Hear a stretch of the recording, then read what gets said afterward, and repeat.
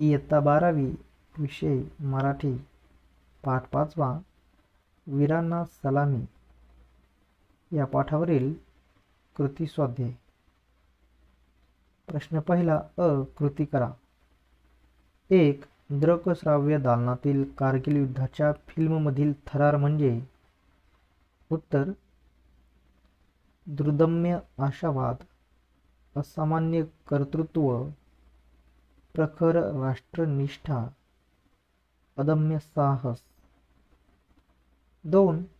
कारगिल क्षेत्रातील विजयस्तंभासमोर लेखिकेने घेतलेल्या शपथेनुसार करावयाची कार्य. उत्तर. शिस्त, निष्ठा, समर्पण आणि त्याग या मूल्यांना यथोचित न्याय देणे, सैन्यदलातील वीरांचे भाट होऊन त्यांची कवने गाणे, पुढील 5 वर्ष नागरिकांना इथे आणून वीरांना सलामी देणे, पन्हाईप्रमाणे सर्वसमावेशक मातृत्व अंगीकारणे. 3. लेखिकेने सांगितलेली शहरी जीवनाची वैशिष्ट्य. उत्तर. आत्मकेंद्री, संकुचित. 4. लेखिकेने वर्णन केलेली भारतीय जवानांची वैशिष्ट्य. उत्तर. कामकरी मुंग्यासारखे झपाझप काम करणे, उमदा प्रसन्न चेहरा, सतत कामात, कमालीची अतिथ्यशीलता. चौकटीत उत्तरे लिहा. 1. तोलोलिंगच्या पायथ्याशी असलेले स्मारक, ऑपरेशन विजय. 2. भयान पर्वतांवर चढणारे धैर्यधर सैनिक. 3. मृत्यूलाच आव्हान देणारी 22-23 वर्षांचे तेजस्वी तरुण. 4. कारगिल युद्धाच्या आठवणींना उजाळा देणारी ड्रायव्हर स्टांझिन. 5. 24 जणांची लडाख भेट, मिशन लडाख. कारणे लिहा. 1. थरथरत्या हातांनी आणि डबडबल्या डोळ्यांनी ऑपरेशन विजयच्या स्मारकाला सलाम केला. कारण? उत्तर. थरथरत्या हातांनी आणि डबडबल्या डोळ्यांनी ऑपरेशन विजयच्या स्मारकाला सलाम केला कारण ते स्मारक होते हुतात्मा झालेल्या 22-23 वर्षांच्या कोवळ्या तरुणांचे. 2. मिशन लडाखसाठी राखी पौर्णिमेचा मुहूर्त निवडला कारण? उत्तर. मिशन लडाखसाठी राखी पौर्णिमेचा मुहूर्त निवडला कारण आपल्या रक्षणकर्त्यांना प्रत्यक्ष भेटून राखी बांधली, आशीर्वाद दिले तर आपली कृतज्ञता व्यक्त होईल, असे लेखिकांना वाटत होते. 3. लष्कराबद्दलच्या आत्मीयतेच्या अभिमानाच्या पोतडीत आमच्यावरील ऋणाचं एक एक गाठोडं जमा होत होतं कारण? उत्तर. लष्कराबद्दलच्या आत्मीयतेच्या अभिमानाच्या पोतडीत आमच्यावरील ऋणाचं एक एक गाठोडं जमा होत होतं कारण लष्कर म्हटले की वृक्ष, भावनाहीन माणसे या कल्पनेच्या अगदी विरुद्ध असे त्यांचे वर्तन होते. अत्यंत प्रेमाने ते सर्वांचे आतिथ्य करीत होते.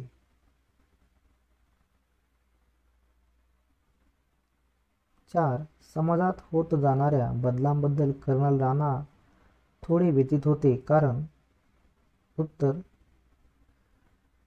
समाजात होत जाणाऱ्या बदलाबद्दल कर्नल राणा थोडे व्यथित होते कारण समाजात वाढलेल्या उथळपणामुळे नवीन तरुणामधून खरा सैनिक घडवणे जिकिरीचे बनले होते. पाठाच्या आधारे खालील वाक्यांचा अर्थ स्पष्ट करा. 1. एवढासा भावनिक ओलावाही त्यांना उबदार वाटत होता. उत्तर. आपली माणसे, आपला गाव सोडून सैनिक हजारो मैल दूर वर्षानुवर्षे राहतात. आपली माणसं, नातेवाईक, मित्रमंडळी यांच्याशी वागताना मिळणारा भावनांचा गोड अनुभव त्यांना मिळत नाही. म्हणून लेखिका व त्यांच्या सोबती यांचा अल्पसा सहवासही त्यांना सुखद वाटतो. 2. सेवा परमो धर्म. उत्तर. लेखिका कारगिल द्वासेतून परतत असताना घडलेला प्रसंग आहे. हा रात्रीचे 10:30 वाजले होते. मिट्ट काळोख पसरला होता. खलसेचा पूल कोसळला होता. मागे पुढे कोठेही जाण्याची सोय नव्हती. कर्नलला फोन लावला. विशेष म्हणजे ते फोनची वाटच पाहत होते.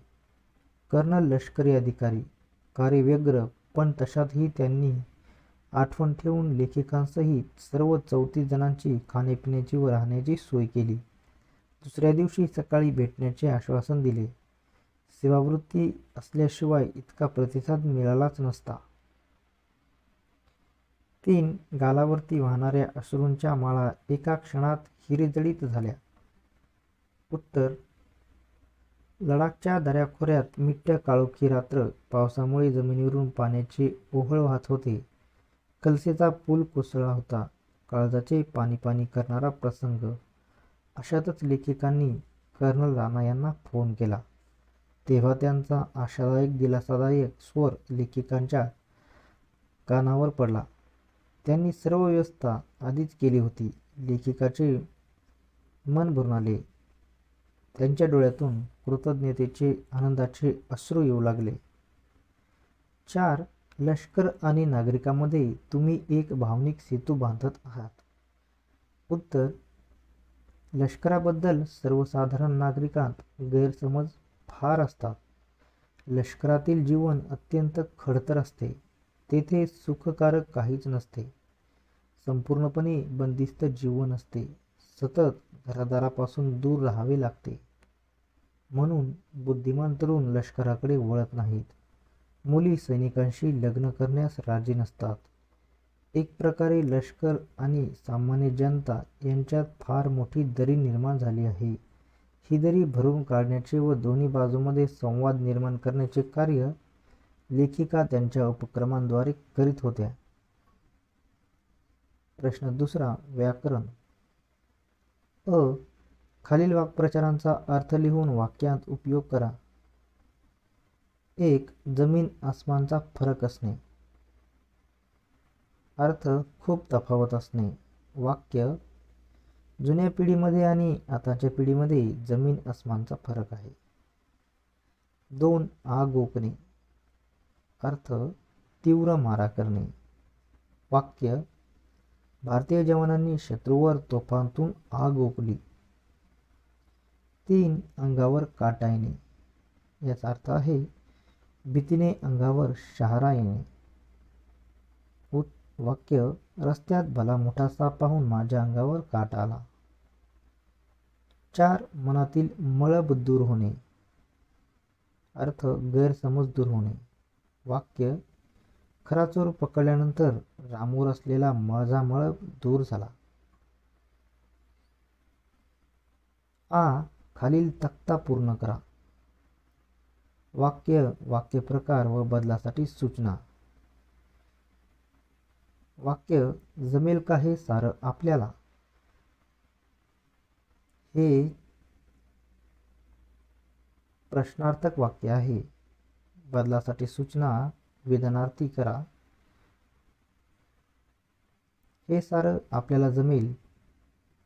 2. तुम्ही लष्कराचं मनोबळ खूप वाढवत आहात. हा विधानार्थी वाक्य आहे. उद्गारार्थी करायचे आहे. किती वाढवत आहात तुम्ही लष्कराचं मनोबल. याप्रमाणे उद्गारार्थी होईल. 3. यापेक्षा मोठा सन्मान कोणताही नव्हता. याचा वाक्यप्रकार आहे नकारार्थी वाक्य. प्रश्नार्थक वाक्य करायचे आहे. यापेक्षा मोठा सन्मान कोणता होता का.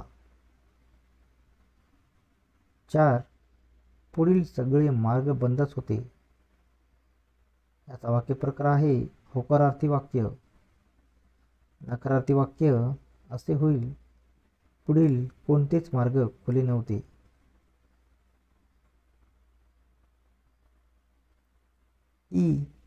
खालील तक्ता पूर्ण करा. सामासिक शब्द, विग्रह व समासाचे नाव. सामासिक शब्द 22-23. विग्रह 22 किंवा 23. तर या समासाचे नाव आहे वैकल्पिक द्वंद्व. सामासिक शब्द ठाई ठाई याचा विग्रह होईल प्रत्येक ठिकाणी, तर या समासाचे नाव आहे अव्ययी भाव. सामासिक शब्द शब्दकोश याचा विग्रह होईल शब्दांचा कोश, समासाचे नाव विभक्ती तत्पुरुष. सामासिक शब्द यथोचित, तर याचा विग्रह होईल उचित किंवा योग्यतेप्रमाणे. उचितप्रमाणे किंवा योग्यतेप्रमाणे, तर समासाचे नाव आहे अव्ययी भाव.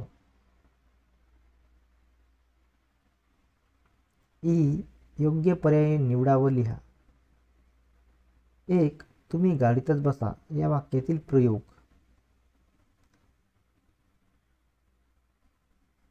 भावी प्रयोग, कर्तरी प्रयोग की कर्मणी प्रयोग? उत्तर आ. कर्तरी प्रयोग. 2. त्यांना आपण जपलं पाहिजे या वाक्यातील प्रयोग. उत्तर भावी प्रयोग.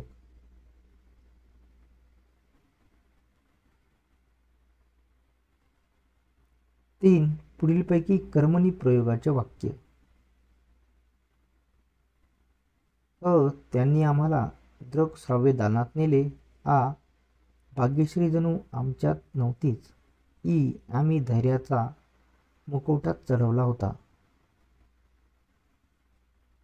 आम्ही धैर्याचा मुखवटाच चढवला होता. हे कर्मणी प्रयोगाचे वाक्य. प्रश्न 3. स्वमत. अ. जिस देश पर मैंने अपना बच्चा कुर्बान किया है उस देश से थोडासा प्यार तो करो असे शहीद झालेल्या वीराच्या आईने का म्हटले आहे ते स्पष्ट करा. उत्तर जेव्हा जेव्हा देशावर शत्रूचे आक्रमण होते किंवा अतिरेक्यांचे हल्ले होतात तेव्हा नागरिकांची देशभक्ती जागी होते, सैनिकांबद्दलचे प्रेम उफाळून येते आणि वीरमरण आलेल्या सैनिकांवर फुलांचा वर्षाव होतो. त्याच्या अंत्यदर्शनासाठी हजारोंनी लोक उपस्थित राहतात. एरवी सर्व नागरिक आपापल्या सुखात मशगूल असतात. देशावर प्रेम करायचे म्हणजे नाटक, सिनेमाच्या वेळी राष्ट्रगीताला उभे राहायचे किंवा 15 ऑगस्ट 26 जानेवारीला झेंडावंदन करायचे. शेवटी मूठ वळलेला हात हवेत उंचावून भारत माता की जय असे जोरात म्हणायचे. हीच देशभक्ती. आपली देशभक्ती कल्पना एवढ्यापुरतीच मर्यादित आहे. वीरमरण आलेल्या सैनिकाच्या आईचे उद्गार सर्व देशवासियांच्या डोळ्यात अंजन घालणारे आहे. ती आई सर्वांना देशावर थोडे तरी प्रेम करा असे विनवित आहे. देशावर प्रेम करणे याचा खरा अर्थ आपण नीट समजून घेतला पाहिजे. देशावर प्रेम करायचे म्हणजे देशाचे भले चितायचे. देशाचे ज्या ज्या गोष्टीत भले होते त्या सर्व गोष्टी केल्या पाहिजेत आणि ज्या गोष्टी देशाला हानिकारक आहेत त्या सर्वांचा त्याग केला पाहिजे. आता हेच बघा ना, काही काळापूर्वी कोरोनाचा कहर चालू होता. लागलीच नाक तोंड झाकायचा 5 रुपयांचा मास्क 25 रुपयांना विकला जाऊ लागला. ताबडतोब काळाबाजार सुरू. काही समाजकंटक वापरलेले मास्क इस्त्री करून विकत होते. दुधाळ भेसळ, अन्नधान्यात भेसळ, भाज्या तर 150-200 रुपये यांना किलो अशा सुद्धा विकल्या गेल्या होत्या.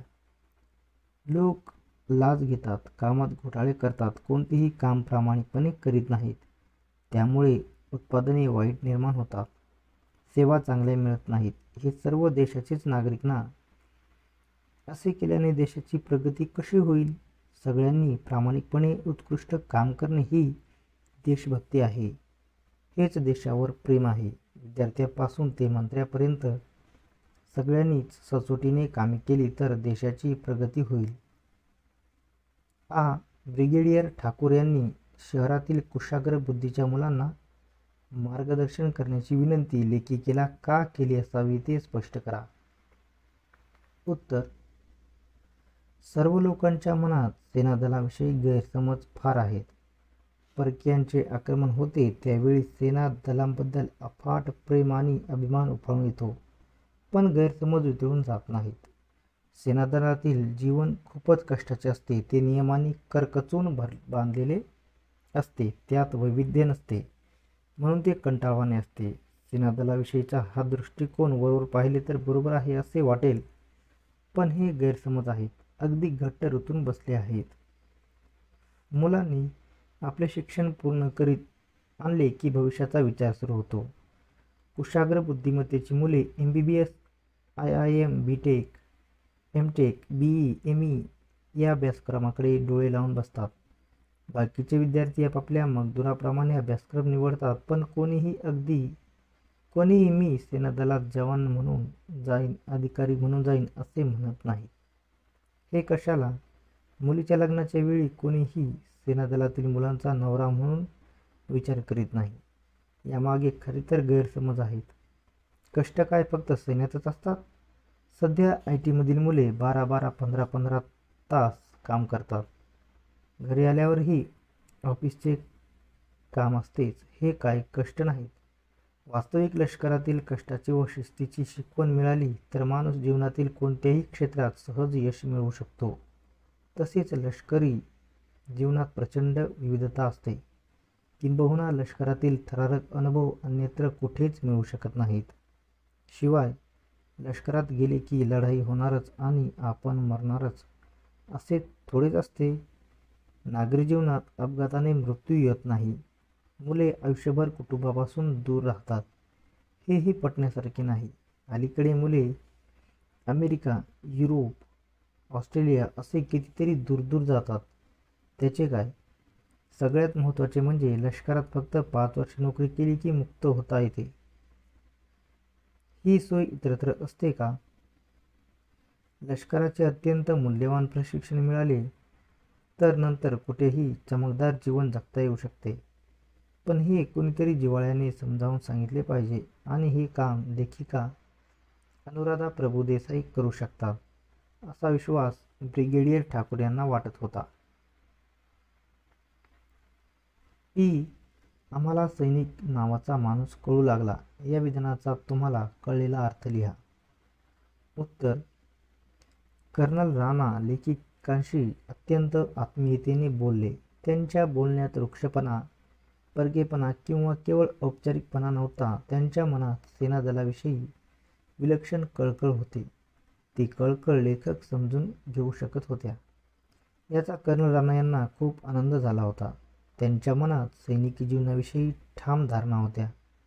त्या धारणांना अनुसरून सैनिक घडवायला हवा असे त्यांना मनोमन वाटत असे. तसा सैनिक घडवणे आता जिकिरीचे बनले होते. राणा यांना ही स्थिती तीव्रपणे जाणवत होती. सध्याच्या तरुणांवर TV व सामाजिक माध्यमे यांचा फार मोठा प्रभाव आहे. TVवरील कार्यक्रम बहुतांश वेळा वास्तवापासून दूर गेलेले असतात. किंबहुना प्रेक्षकांना वास्तवापासून दूर नेणे हेच त्यांचे उद्दिष्ट असते. त्या कार्यक्रमातील सामाजिक समस्या या वास्तव नसतात, त्या काल्पनिक असतात. एखाद्या कार्यक्रमातील कथानकात वास्तवाच्या जवळ जाण्याचा प्रयत्न असतो. नाही असे नाही, पण ते वास्तव खूप सुलभ केलेले असते. त्यातले ताणतणाव अस्सल नसतात, ते सुलभीकृत असतात. त्यामुळे त्यातील चित्रणात, जीवनाच्या दर्शनात उथळपणा असतो.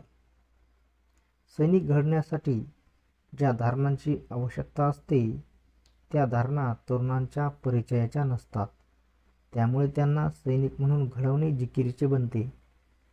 सेनादलातील वास्तव हे रोकडे रांगडे असते, तर TVमुळे सैनिकांविषयी रोमॅन्टिक कल्पना निर्माण केली गेलेली आहे. सेनादलाला रोमॅन्टिकपणा, हळवेपणा चालत नाही. तेथे रोखठोक कठोर वास्तवाला सामोरे जावे लागते. हे नवीन तरुणांना जमत नाही. नागरी जीवन व सैनिक जीवन यांच्यात अंतर पडलेले आहे. चांगला सैनिक होण्यासाठी हे अंतर दूर करणे आवश्यक आहे. तरच देशाला चांगला सैनिक मिळू शकतो.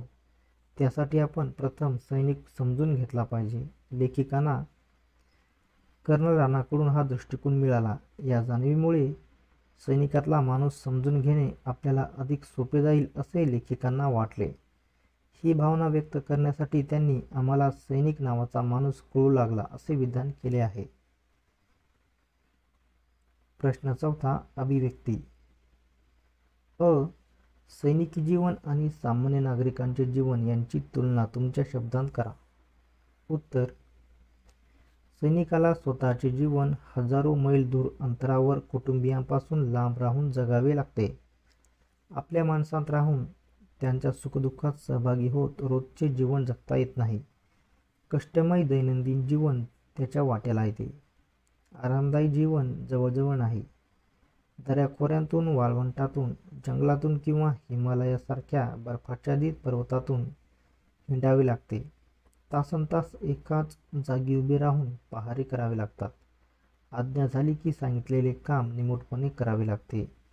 हे असे का, ते तसे नको, हे मला जमणार नाही, ते मी नंतर करीन, मला आता कंटाळा आला आहे, असे काहीही बोलता येत नाही. सैनिकाला संचार स्वातंत्र्य नसते. कुठेही जावे, कोणालाही भेटावे, काहीही करावे किंवा काहीही करू नये असले कोणतेही स्वातंत्र्य सैनिकाला नसते.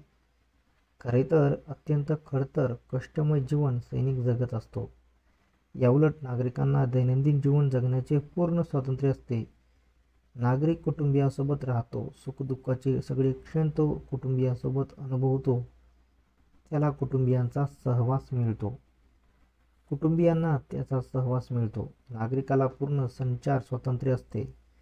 तो कुठेही, कधीही, कोणाहीकडे जाऊ शकतो, कोणालाही भेटू शकतो, हवे ते करू शकतो, कोणत्याही प्रकारे तो मनोरंजन करून घेऊ शकतो.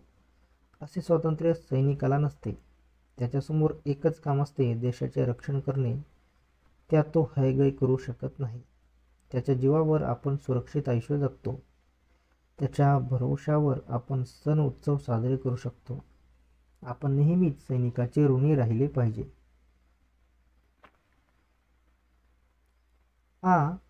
कारगिलमधील पुलावर पहारा करणाऱ्या सैनिकाच्या सिर्फ दिमाग में डाल देना है या उद्गारातील आशय तुमच्या जीवनात तुम्ही कसा अंमलात आणाल ते लिहा. उत्तर: सिर्फ दिमाग में डालना है हा मंत्र मला खूप मोलाचा वाटतो. हा मंत्र मला खूप आवडला आहे. तो मी प्रत्यक्षात अंमलात आणणारच आहे. मी काही वेळा असे केलेलेच आहे. फरक एवढाच आहे की त्यावेळी हा मंत्र मला ठाऊक नव्हता. मी धडाक्यात काही गोष्टी पार पाडल्या आहेत. मी 2 उदाहरणे सांगतो, त्यावरून मी काय करणार आहे हे लक्षात येईलच. गेल्या वर्षीचीच गोष्ट आहे ही. मला निबंध लिहिणे अजिबात जमत नसे. लिहायला बसलो की सुरुवात कशी करू या प्रश्नावरच गाडी अडायची. एकदा मी झटक्यात ठरवले, निबंध लिहायचाच. आता वाट बघत बसायचे नाही. मी लिहायला सुरुवात केली.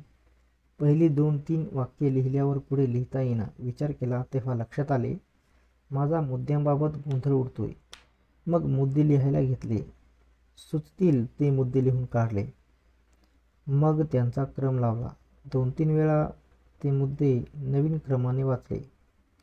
प्रत्येक मुद्द्याबाबत मी काय विवेचन करीन याचा मागोवा घेतला आणि सरळ लिहायला सुरुवात केली. न थांबता लिहितच गेलो.